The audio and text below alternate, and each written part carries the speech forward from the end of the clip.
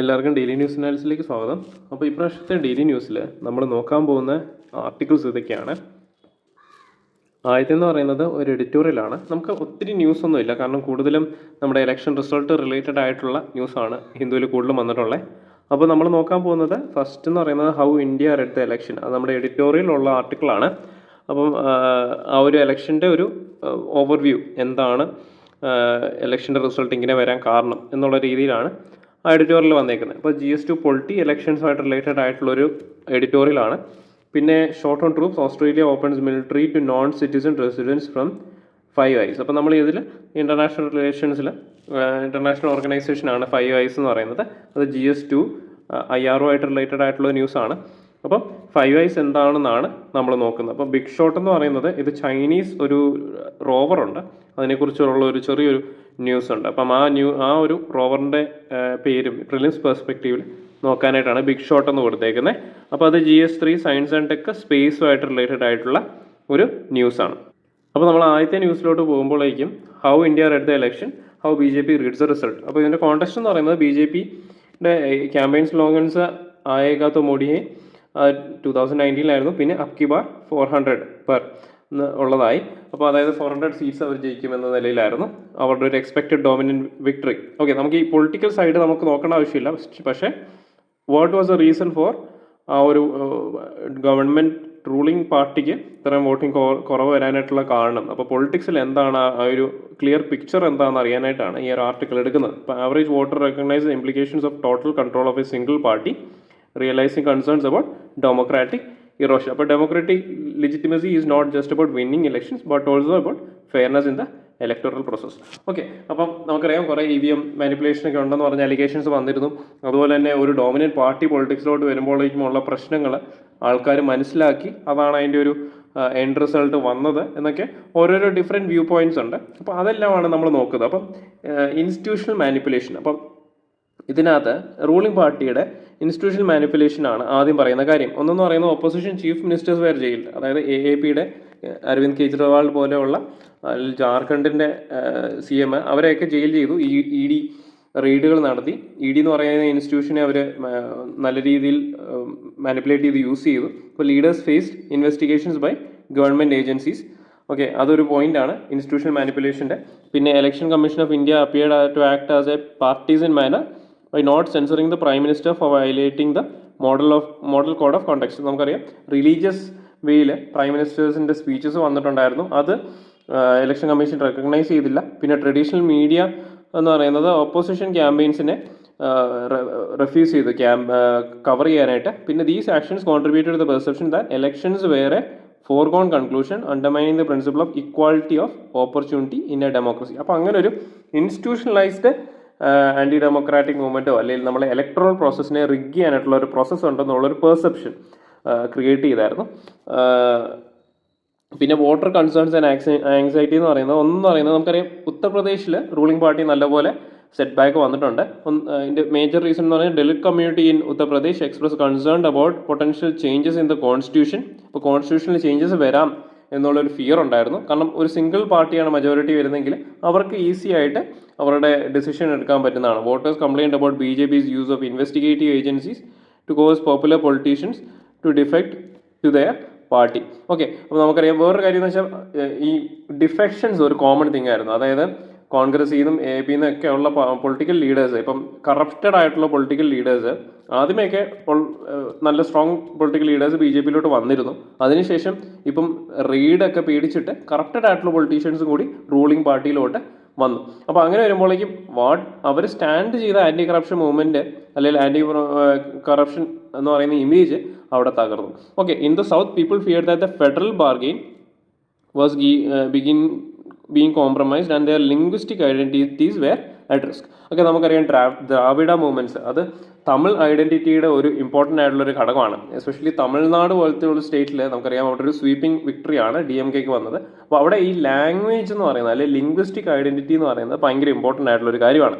Okay, അപ്പോൾ ആ ഒരു ഐഡൻറ്റിറ്റി ഹിന്ദി ഇമ്പോസിഷനൊക്കെ അവിടെ ഭയങ്കരമായിട്ട് വന്നു. അപ്പോൾ ആ ഒരു രീതിയിലൊക്കെ വന്നപ്പോഴേക്കും അവിടുത്തെ ആൾക്കാരും അതിന് റിയാക്ട് ചെയ്തു.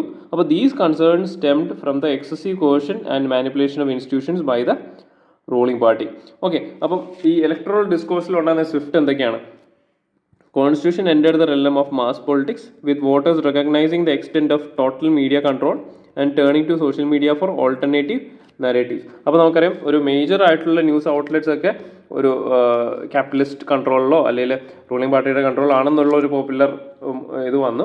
അപ്പം ആൾക്കാർ സോഷ്യൽ മീഡിയ യൂസ് ചെയ്യാൻ തുടങ്ങി. അപ്പം മേജർ ആയിട്ടുള്ള ഇൻഫ്ലുവൻസേഴ്സ് ഒക്കെ ഇതിൽ ഈ ഇലക്ഷൻ്റെ ടൈമിൽ മുന്നോട്ട് വന്നു. പിന്നെ Narendra Modi faced challenges in countering claims of democratic erosion, resorting to polarising റോട്ടിക് and personal attacks on the Congress party. The election campaign reflected voter discontent arising from concerns over BJP's democratic legitimacy. Okay. ഒരു democratic erosion നടക്കുന്നുണ്ടെന്നൊരു popular view point വന്നു. അതൊരു important ഘടകമാണ്.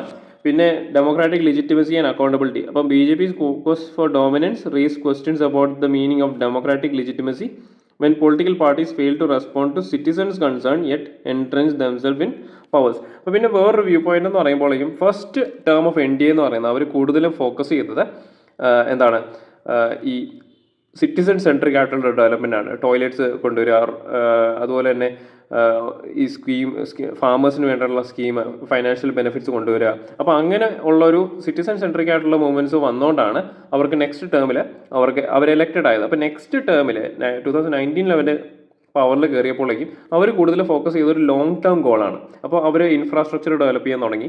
അപ്പം അതുപോലെ തന്നെ road development കൊണ്ടുവന്നു. അപ്പോൾ അങ്ങനെ വന്നപ്പോഴേക്കും സിറ്റിസൺസിന് ഇവരുമായിട്ടുള്ള ഡെവലപ്മെൻറ്റ്, ഇവർ ഈ ഒരു പാർട്ടി കൊണ്ടുവരുന്ന ഡെവലപ്മെൻറ്റ് ഇവർക്ക് മനസ്സിലാക്കാൻ പറ്റിയില്ല. അപ്പോൾ അങ്ങനെ വന്നപ്പോഴേക്കും ആ ഒരു ഗ്യാപ്പ് അവിടെ ക്രിയേറ്റ് ചെയ്യുകയാണ്. അങ്ങനെ ഒരു വ്യൂ പോയിന്റും കൂടി ഇതിനകത്തുണ്ട്. അപ്പോൾ citizens began seeking alternative sites to exert democratic pressure outside of formal processes such as movement against citizenship amendment act and the farmers movement. The debate on EVM manipulation and the BJP's reassurance about not changing the constitution indicated the bottom-up feedback mechanism were still functioning. Okay, അപ്പം ഇതെന്ന് വെച്ചാൽ നമുക്ക് ഒരു political view point ഉള്ള, ഇപ്പം ഹിന്ദു എന്ന് പറയുന്നതാണെങ്കിലും അവർക്കൊരു political view point ഉണ്ട്. പക്ഷെ നമുക്ക് ഒരു ഇലക്ട്രൽ പ്രോസസ്സ് ആകുമ്പോഴേക്കും അതിനെ നമ്മളൊന്ന് അനാലിസിസ് ചെയ്യേണ്ടത് ഇമ്പോർട്ടൻ്റ് ആയതുകൊണ്ടാണ് ഈ ഒരു ആർട്ടിക്കിൾ എടുത്തത്. പിന്നെ നമുക്ക് ഒത്തിരി ന്യൂസ് ഒന്നുമില്ല ഹിന്ദു പേപ്പറിലാണെങ്കിലും നമുക്ക് എല്ലാം ഇലക്ഷൻ റിലേറ്റഡ് ആയിട്ടുള്ള ന്യൂസസ് ആണ്.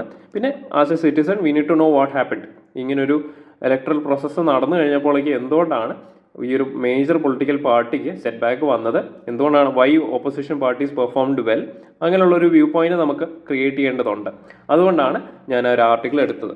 ഓക്കെ, പിന്നെ നെക്സ്റ്റ് എന്ന് പറയുന്നത് short on troops Australia opens military to non citizen residence from 5 eyes. അപ്പോൾ ഈ 5 eyes എന്ന് പറയുന്നത് IR റിലേറ്റഡ് ആയിട്ടുള്ള ഒരു ഓർഗനൈസേഷനാണ്. ഓക്കെ, അപ്പോൾ അതെന്താണെന്നാണ് നമ്മൾ നോക്കുന്നത്. 5 eyesനകത്ത് വരുന്ന 5 കൺട്രീസ് ഉണ്ട്. അത് നമ്മൾ നോക്കും. അത് ഇൻ്റലിജൻസ് അലയൻസ് ആണ്. 5 eyes alliance is an intelligence sharing partnership among 5 nations. Australia ഉണ്ട്, Canada, New Zealand, UK and United States. ഈ 5 കൺട്രീസാണ് 5 eyes അലയൻസിലുള്ളത്.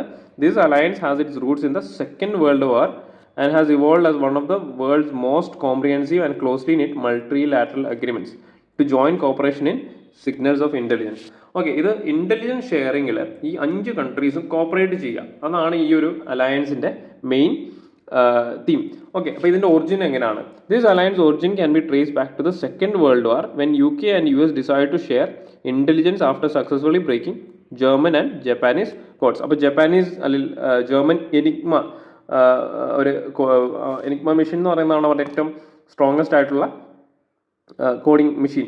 അത് അവർ ബ്രേക്ക് ചെയ്യുകയാണ്, അലൻ ടേണിങ് അത് ബ്രേക്ക് ചെയ്തിട്ട് അപ്പോൾ അവരുടെ കോഡ്സ് അവരുടെ അലൈ ഫോഴ്സസിന് US ഷെയർ ചെയ്യണം. ഓക്കെ, അപ്പോൾ അതിൻ്റെയൊക്കെ ഭാഗമായിട്ടാണ് ഇവർ US ഉം UK കൂടി ഇൻ്റലിജൻസ് ഷെയർ ചെയ്യുക എന്ന് പറഞ്ഞു ആഫ്റ്റർ സെക്കൻഡ് വേൾഡ് വാർ. അപ്പോൾ in 1943 the British US agreement was signed to share intelligence information between 2 countries to support US forces in Europe. അപ്പോൾ പിന്നെ UK-USA agreement was signed in 1946, forming the foundation of the alliance.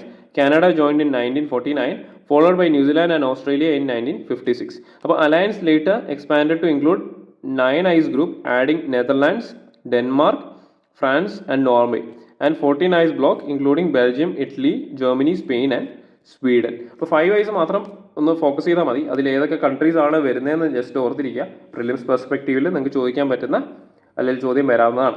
Okay, features and functioning. Five Eyes Alliance involves the exchange of wide spectrum of intelligence among partner nations, making it one of the world's most tightly knit multilateral agreements ആണ്. Okay, ഇതിൻ്റെ member കൺട്രീസിൽ closeness ആയതുകൊണ്ട് ഒരു common language ഉണ്ട്, mutual trust ഉണ്ട്. അതായത് World War II ഒക്കെ ഇവർ closely fought ചെയ്ത കൺട്രീസാണ്. അപ്പോൾ ആ ഒരു അലയൻസ് അവർ കീപ്പ് ചെയ്യും.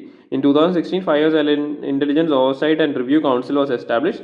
This includes the non-political intelligence oversight, review and security entities of the Five Eyes countries. അപ്പോൾ ഇതിൻ്റെ റീസെൻറ്റ് ഡെവലപ്മെൻറ്റ്സ് എന്ന് പറയുമ്പോഴേക്കും common interest such as balancing the rise of China have led to the closer alignment among Five Eyes countries. നമുക്കറിയാം ഈ ഒരു Asia Pacific റീജിയനിൽ India ഉണ്ട്, അതുപോലെ തന്നെ ഓസ്ട്രേലിയ ഉണ്ട് മേജർ പവേഴ്സ് ആയിട്ട് കൗണ്ടറിങ് ചൈന. ഓക്കെ, അപ്പോൾ അങ്ങനെയുള്ള രീതിയിൽ ഫൈവ് ഐസിൽ പാർട്ടാണ് ഓസ്ട്രേലിയ. അപ്പോൾ ഈ ഒരു അലയൻസ് ആക്ച്വലി ആൻറ്റി ചൈന അല്ലെങ്കിൽ റൈസ് ഓഫ് ചൈനയെ കൗണ്ടർ ചെയ്യാനായിട്ട് ആക്റ്റീവ് എന്നാണ് അവർ പറയുന്നത്. The alliance have been working together on matters of intelligence gathering and security with a focus of addressing shared concerns and challenges. Okay, ഇപ്പം ഇതിൽ പെർസ്പെക്റ്റീവിൽ ഈ five ice alliance പെർസ്പെക്റ്റീവിൽ ഒരു question ആണ്, prelims പെർസ്പെക്റ്റീവിലുള്ള ഒരു ക്വസ്റ്റ്യൻ ആണ്. With reference to Five Eyes Alliance, consider the following statements. The alliance is both surveillance based and tracks signals intelligence. Okay, that's the first statement. Second statement എന്ന് പറയുന്ന objective of the Five Eyes Alliance has shifted the following collapse of the Soviet Union and the emergence of new global challenges like terrorism and the growing influence of China. അപ്പോൾ ഇതിൽ ഏത് statement ആണ് correct എന്നാണ് ചോദ്യം. ഇപ്പം 1 only, 2 only, both 1 and 2, neither 1 nor 2. അപ്പോൾ ഇത് ഏതാണ് കറക്റ്റ് ആൻസർ എന്ന് നിങ്ങൾക്ക് തോന്നുന്നത് ആൻസർ കമൻറ്റ് ചെയ്യുക. അതിൻ്റെ ആൻസർ ഞാൻ ഷോർട്ട്ലി തരുന്നതായിരിക്കും. ഓക്കെ, അപ്പം നെക്സ്റ്റ് എന്ന് പറയുന്നത് ഒരു ചൈനീസ് പ്രോബ് ഉണ്ട്. ചൈനീസ് പ്രോബിൽ Chang'e-6 ലൂണാർ പ്രോബ്. അപ്പോൾ ഇത് ഞാൻ ജസ്റ്റ് എടുത്തിടാൻ കാരണം എന്ന് വെച്ചാൽ ഈ Chang'e-6 ലൂണാർ പ്രോബ് എന്ന് പറയുന്നത് ചൈനീസ് സ്പേസ് ഏജൻസിയുടെ ഒരു ഇതാ നോക്കുക, ചൈനീസ് നാഷണൽ സ്പേസ് ഏജൻസിയുടെ പ്രോബാണെന്ന് ഓർത്തിരിക്കുക. അത് പ്രിലിംസ് പെർസ്പെക്റ്റീവിൽ ഇട്ടൊരു ന്യൂസാണ്. നിങ്ങൾക്കത് ജസ്റ്റ് ആഡ് ചെയ്യാം. ഈ ഒരു പേര് കേൾക്കുവാണെങ്കിൽ നമുക്ക് ഓപ്ഷൻസിലൊക്കെ ഈ പേര് വന്നു കഴിഞ്ഞാൽ ഒന്നേ എലിമിനേറ്റ് ചെയ്യാം, അല്ലെങ്കിൽ ഇത് ചൈനീസ് ഏജൻസിയുടെ സ്പേസ് ഏജൻസിയുടെ പ്രോബാണെന്ന് ഓർത്തിരിക്കാം. ഓക്കെ, അപ്പോൾ ഇതായിരുന്നു നമ്മുടെ DNA അനാലിസിസ്. ഒരു ഭയങ്കര ഷോർട്ടായിട്ടുള്ളൊരു DNA അനാലിസിസ് ആയിരുന്നു, കാരണം നമുക്ക് ഒത്തിരി ന്യൂസ് ഒന്നും ഇല്ല ഇപ്രാവശ്യം. ഏറ്റവും കൂടുതലുള്ളത് പൊളിറ്റിക്കൽ ന്യൂസാണ്, നമുക്കത് പഠിക്കാനുമില്ല. അപ്പം പൊളിറ്റിക്കൽ അനാലിസിസ് പോലത്തെ ആണ് നമ്മൾ ഫസ്റ്റ് ആർട്ടിക്കിൾ എടുത്തേക്കുന്നത്. പിന്നെ ഉള്ളതല്ല ഫൈവ് ഐസും അതൊരു ഇൻ്റർനാഷണൽ ഓർഗനൈസേഷൻ ആയതുകൊണ്ട് എടുത്താണ്. നിങ്ങൾക്ക് പ്രിലിംസ് പെർസ്പെക്റ്റീവിൽ ഇമ്പോർട്ടൻ്റ് ആണ്. മെയിൻസിൽ നിങ്ങൾക്ക് ആ പോയിന്റ്സ് ആഡ് ചെയ്യാം. ഓക്കെ, പിന്നെ Chang'e-6 എന്ന് പറയുന്ന ഒരു പ്രോബ്ലം. ഓക്കെ, അപ്പം ഇനി അടുത്ത പ്രാവശ്യം കാണാം. നിങ്ങൾക്ക് ഈ പ്രാവശ്യത്തെ DNA മനസ്സിലായെന്ന് വിചാരിക്കുന്നു. ഇനി അടുത്ത പ്രാവശ്യം കാണാം. നന്ദി, നമസ്കാരം.